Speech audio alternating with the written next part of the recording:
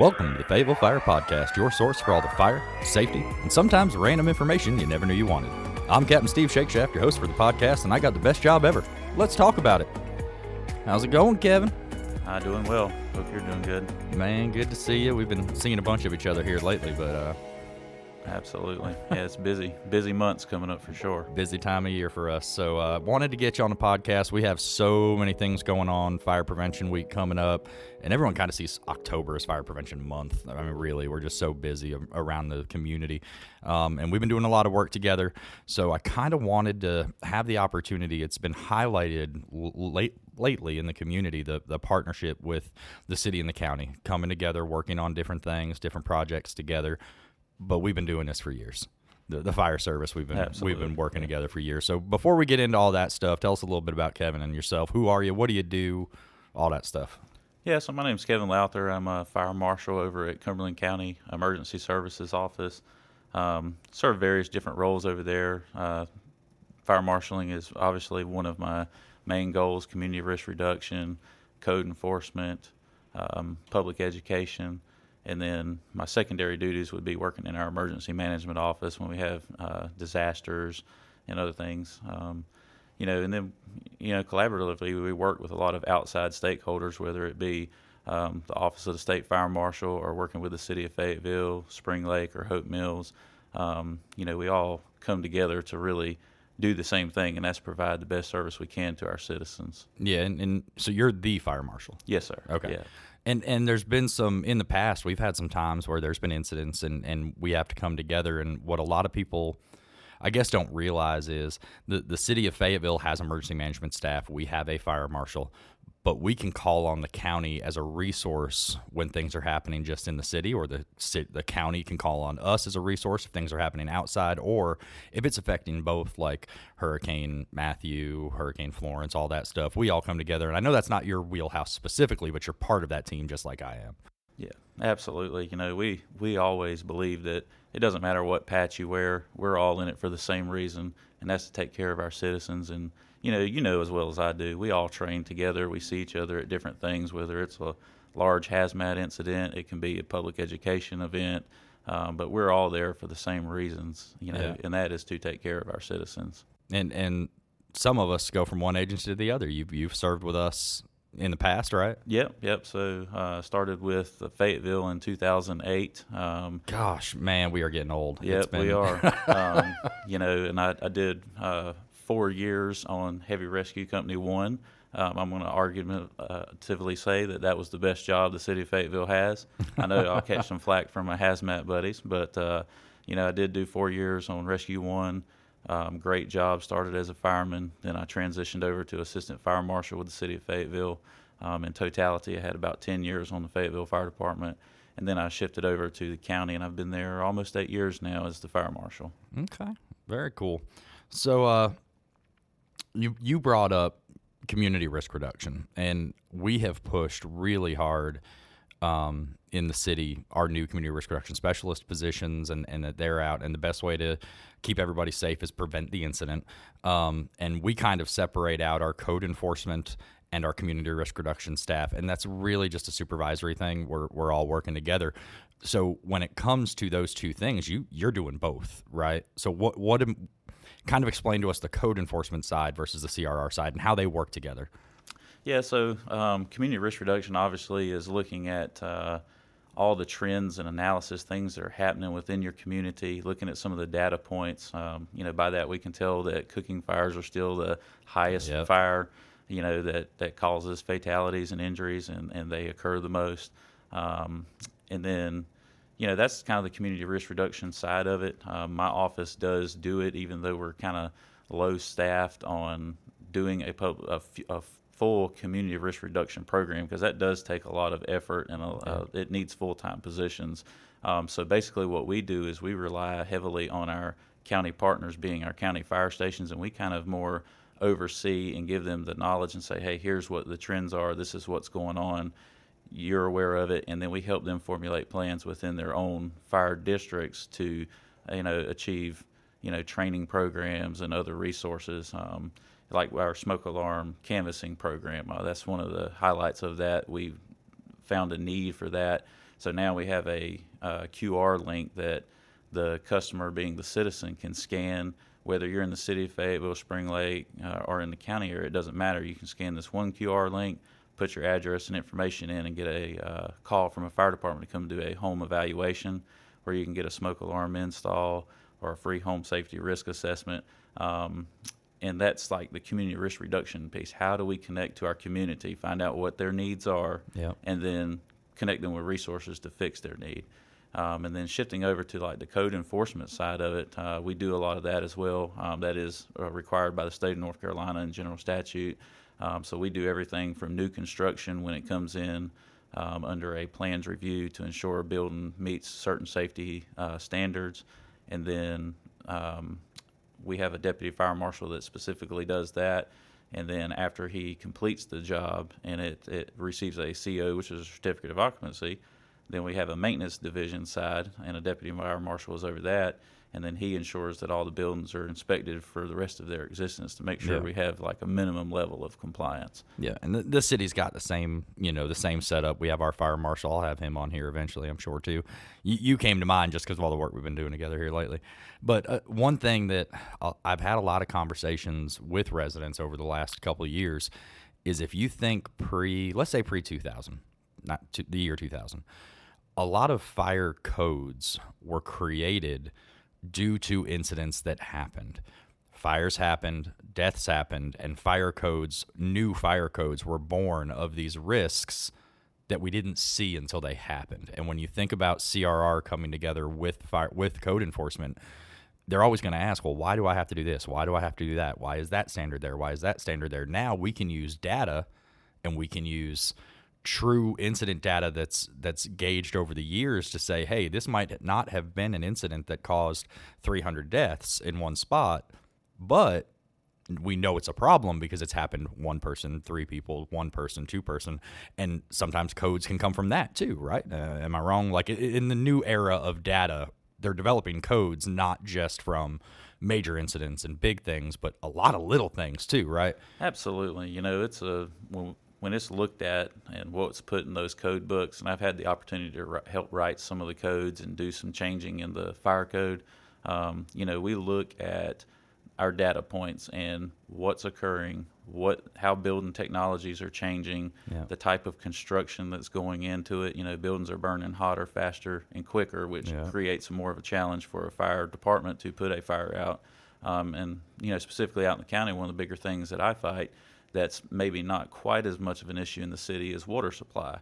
When you come in the city, you have a standard where water is always available and you can get to it pretty quick and get amount where you can get a handle on the fire. Right.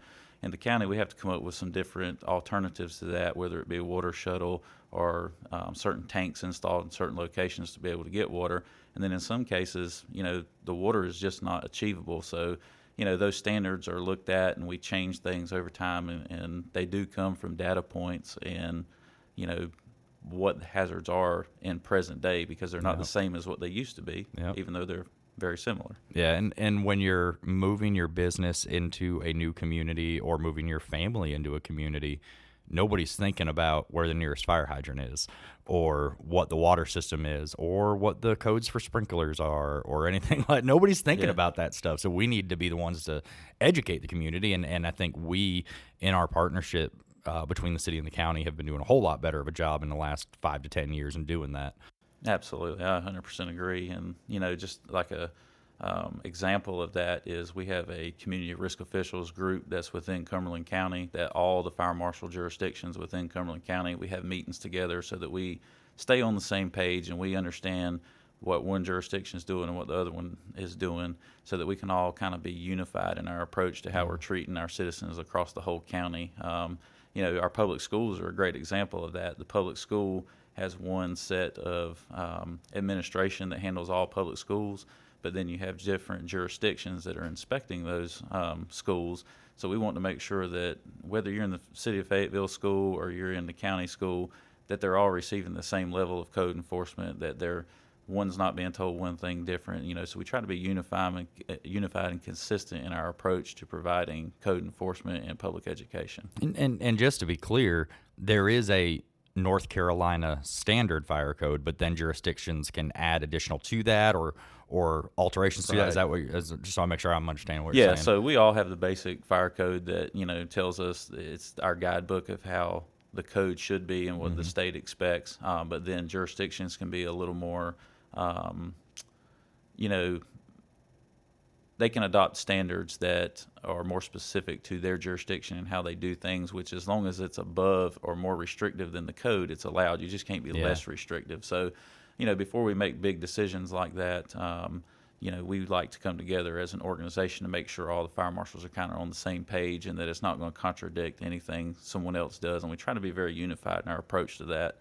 I can give you an example of a time, with our public school system, they wanted to do the additional locking arrangements because, the school shootings were increasing and the fire code did not permit that stuff at the time. So we come together, it permitted it as long as it was approved by the local authority having jurisdiction. So rather than having 4 or 5 different organizations doing different things, we come together, put this group together, the Community Risk Officials Group, and we agreed on, as code enforcement professionals, that this is what we would allow and this is how we would do it and these are the conditions that you could have it.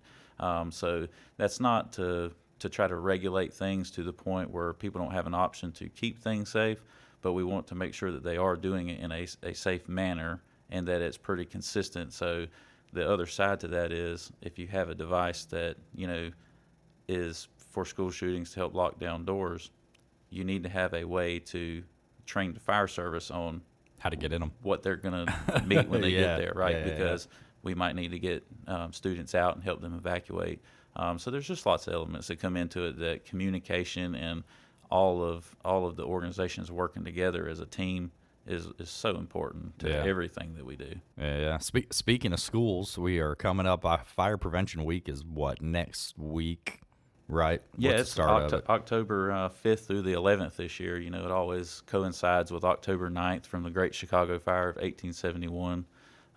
So, yeah, it's always sometime right in that week, but it goes along with October the 9th. Yep. And we will spend, like I said earlier in the podcast, it is Fire Prevention Week. However, it's impossible for us to really reach everybody in that week. So we're going to be spending that week and most of the month of October reaching out to schools, spending time in schools, and really the future of our nation, the kids. We need to make sure they're thinking about this stuff because kids ain't thinking about this stuff. Am I right? Yeah. They're distracted with tablets these Yeah. days and all kinds of electronics. And, they do have lots of curriculum in schools that they have to learn. And with those increased curriculum, obviously fire safety starts to dwindle just a little bit. And that's, kind of the thing we found. And ever since COVID, that curriculum has got even tighter trying to reinforce and catch up things is from what I'm being told. So, we always fight for space in the curriculum to try to educate and do fire safety within the schools. And, we're finding that it's probably just not quite enough. And so Yeah. us getting in the schools and doing more public education events like Safety Day and other things for Fire Prevention Week, that keeps safety on the forefront of the minds of those children. And a lot of times those children, when we teach them those messages, they take those home to their parents and they actually Yeah. teach their parents stuff that their parents haven't thought about or haven't learned before. Yep. So, they really become a great teacher for us. And another one of the cool partnerships that we've got going on is we have a committee of community risk reduction and fire life safety educators throughout the county. We come together and we work as a committee through the Chiefs Association. And one thing we've been able to do is find some new funding sources and different ways of acquiring educational materials that through this committee, it doesn't matter if you live in the city of Fayetteville or if you live in Beaver Dam, we're going to make sure that your schools are going to have some education materials that we can get out and work with these kids. How you came up with one of those? I mean, the National Safety Council, something was it that Yeah, we're doing? it's a National Fire Safety Council. And, businesses out should be looking for those letters. They do send letters out. They'll come from myself, Kevin Lowther, as the Fire Life Safety Chair for Cumberland County, and then Chief Freddie Johnson's name will be on there as well as the President of the Fire Chiefs Association. So, we do ask for donations through that committee. That's completely separate from the fire marshal's office or any government, but it is a nonprofit organization that runs for the best interests of the fire services in Cumberland County. So they do send those letters out asking for businesses to donate money to the organization, and all that money is used for public education materials to go into the school system. And that's something to try to be very clear about. The Fayetteville Fire Department, the Cumberland County Emergency Services Office, we are not going to be calling you asking for donations. Your tax dollars pay for us. This is just another tool in the toolbox to make sure that every child and every family in Cumberland County and the city of Fayetteville are protected with the same types of materials, so that we can get out and educate these kids, and every kid is given the same opportunity no matter where they're at in the city or outside. So I love it. 100%. Yeah, I love that stuff. What kind of events, other than going to the schools, and we'll talk about Safety Day in a few minutes, what other kind of requests do we see outside the city? I mean, in the city, we're getting requests from daycares now, prime times, and sometimes we have to tell the daycares, look, during Fire Prevention Week, I need to focus on the middle schools and the high schools and the kids that we can really dive into this, as opposed to this is a pretty fire truck. Don't be scared of the firefighter. These are important, but during Fire Prevention Week, we're trying to focus on that, and we're getting a lot of requests from all sorts of different places, not just the middle schools and high schools. Is the county seeing that same kind of uptick in requests for them to come out to things? Absolutely. We see all kinds of requests. And it could be anything from, we want to learn how to do CPR. We want someone to come out and teach us how to check our smoke alarms. We do have programs like we will come out, and the biggest thing we try to do is we try to do train the trainer type events. By that I mean the county level will try to train some of the fire departments if there's things that they're not very familiar with public education, give them the resources they do, and then they can be a force multiplier and go out and teach them. And most of the time the fire departments don't really need much, because they do this job day in and day out. Yeah. It's those oddball things that they don't deal with a lot. It may be a code enforcement ask or training from our businesses. We do get a lot of that. Businesses want to know, can I have an inspection or a pre-inspection done? Yeah. And while we don't do that, because we don't give them certain advantages, we do connect them with resources that can help them learn the code, how things apply, and we do talk them through how the code would affect in their building. But specific to public education, we do have a lot of requests, and they do get kind of cumbersome, because we just don't have the manpower to fulfill every single request immediately, but we do keep a log of people, and we try to get someone within a reasonable time to assist the request. And that's what I tell everybody. We may or may not be able to get to you the week of October 5th, but I promise we will schedule a time and we will make it happen. We will get out there to you. So my community risk reduction specialists, Mary and Jody, it's amazing the amount of work that they have. I share a story of a former fire life safety educator we had, and he got a new supervisor. We only had one at that time. He was the only fire life safety educator. He got a new supervisor. That supervisor came in and said, look, I need you out in the community. I need you teaching classes. I need you forward facing. I want you out in the community making a difference. And about 4 months later, he said, man, I need you back in the office to answer the phone and schedule these things, because it's just becoming too much, calls. Then we're missing people, right? So I think we've done a great job between my ladies. If it's something outside the city, they'll immediately turn around and refer it to you folks, and you're emailing and calling me all the time with stuff. Absolutely. I feel like, honestly, with community risk reduction specifically, I feel like we're all one team, because I talk to your staff almost multiple times a week. I would venture to say that we're all the same team, really, because we're all working together, fighting the same stuff. And there's been so many times where City of Fayetteville community risk reduction staff would come over and help me at a county event, or vice versa. I would offer to go help them at a city event. The boundaries doesn't really matter. What matters is that we work together to get the training where it needs to go, so that we can help save lives. And speaking of events, the biggest event of the year for us when it comes to community risk reduction, Fall Safety Day. Historically, we have held our big Fall Safety Day right at the start of or right at the end of Fire Prevention Week. It was either a kickoff or a wrap up. And we had it over there on Scaba Road in a big empty parking lot. And what we've realized is that is a crazy busy week to be throwing a large scale event. There is so many things going on, and it's really hard to get everybody together when there's already so many other things. And the business that we held it in is now occupied. The vacant parking lot that we were using is now occupied. So we as a committee, we sat down and we talked and we're brainstorming some ideas to kind of re-envision Safety Day and how we can reach the most people. And darn it, I think we've come up with a pretty good idea, not patting myself on the back. We as a group did. So we are moving Fall Safety Day to November 8th this year, just a week out of, or a little over a week out of October. Let things kind of calm down after Fire Safety Week and month, but also before the holiday.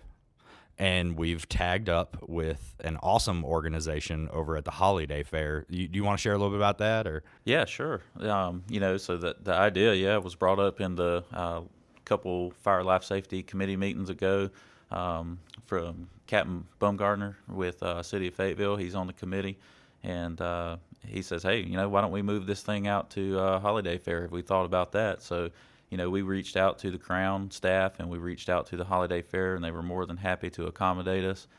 So we will be having that event on the outside of the Holiday Fair.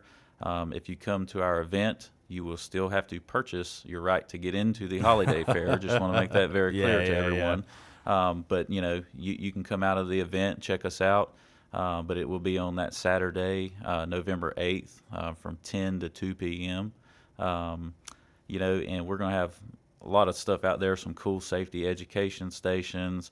You can learn how to use a fire extinguisher, stop the bleed, CPR. There's all kinds of events, and I can let you talk a little bit more because I think Captain Shakeshaft here, he is setting up and kind of leading the logistics of what that day is going to look like.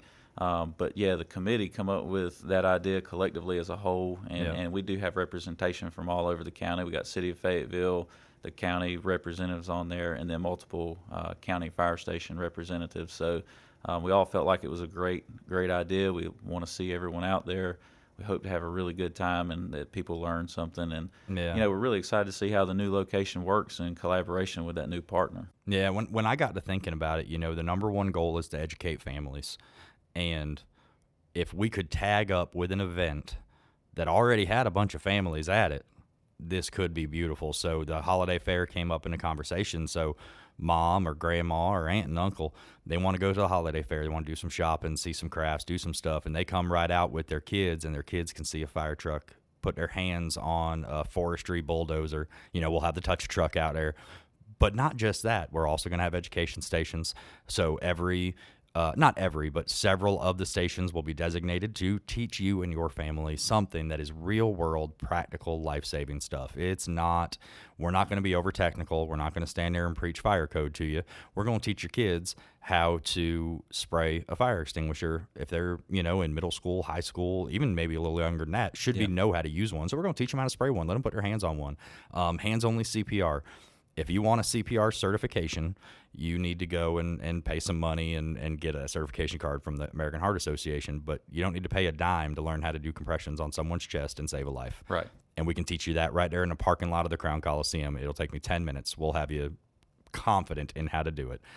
So really practical safety stuff that you can put into play with your family in your home, no matter what your family looks like. If you've got one child, 4 grandkids, you can put it in. Doesn't matter. You can put it in practice in your house. So I'm super excited to reach that much more people in partnership with the Holiday Fair. Oh, yeah. I think it's going to be great. Yeah. So anything that I am missing? We have had so much going on.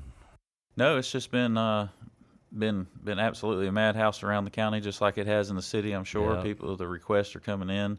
I would be remiss talking about community risk reduction if I didn't, advise, the listening audience to check your smoke alarms regularly. We want you to check them at least once a month. If you have the old style unit that's just battery operated, make sure you change them in the spring and the fall with the time change. And then if you have any smoke alarm, they need to be replaced at the 10-year mark, because the manufacturer always recommends after 10 years the sensitivity can go bad and they just need to be replaced. If you take your alarm down from the ceiling or the wall, wherever you have it installed, and look on the back, there should be a manufacturer date on there. Always go by that manufacturer date and 10 years from there. And then make sure you have a good working carbon monoxide alarm in your house. If you have fuel sources, that could be gas logs, fuel burning appliances, or if you have a garage connected to your home, any source of carbon monoxide, we want you to make sure you have a carbon monoxide alarm, because they are a silent killer. Yep, and while you were talking about that, I was Googling because I couldn't remember the date. This year's time change is going to be November 2nd. Usually it's in October. This year it's going to be November 2nd, so just 1 month away. If you have an old-style smoke alarm, change your clock, change your batteries. If you don't know how to change your batteries, call us. We'll come change them for you. But here's the even better part. If you have received a smoke alarm from the city of Fayetteville in the last few years, they come with a sealed 10-year battery you'd never have to change. So if we come out and we put up a smoke alarm in your house, and Cumberland County's doing the same thing, right? Yes. All 10-year sealed batteries. Yep. If we've come out and we put it up in your house, all you need to worry about is checking it once a month. You don't need to worry about changing the battery. But if you are not sure, even if you don't know you need smoke alarms, if you're not sure, reach out to us. Cumberland County has a website where you can type in and it'll tell you what station is yours and how to request it. If you are in the city limits of Fayetteville, that site will redirect you to our site automatically, so you know exactly where to put that request in, and we would love to come out, check your smoke alarms, and ensure that nobody lays their head at night not knowing if they're going to get woke up if there's a fire. So yeah, 100%. And smoke alarms, I always tell people, do you want to sell your family's life to me for the price of a smoke alarm if you have to buy it yourself? And they're like, well, no. Then I'm like, well, why don't you get a smoke alarm? And we even offer free smoke alarms. It's free. And I want to say two of the number one contributors here in Fayetteville, I'd like to personally thank Lowe's on Scarborough Road and State Farm. Is it State Farm Insurance? Yeah, State Farm Insurance has donated Yep. At the state level. They sponsor Smoke Alarm Saturday at the state level. So definitely thanks to those folks who are stepping up to make sure our community is protected with with discounts and things like that, where we can get them to you for free. So, on that note, and thank you for joining us on the Fayetteville Fire Podcast. Be sure to subscribe to Radio Fayetteville on all your favorite streaming platforms to listen to all of our podcasts. Join us again next month, but until then, stay safe, Fayetteville.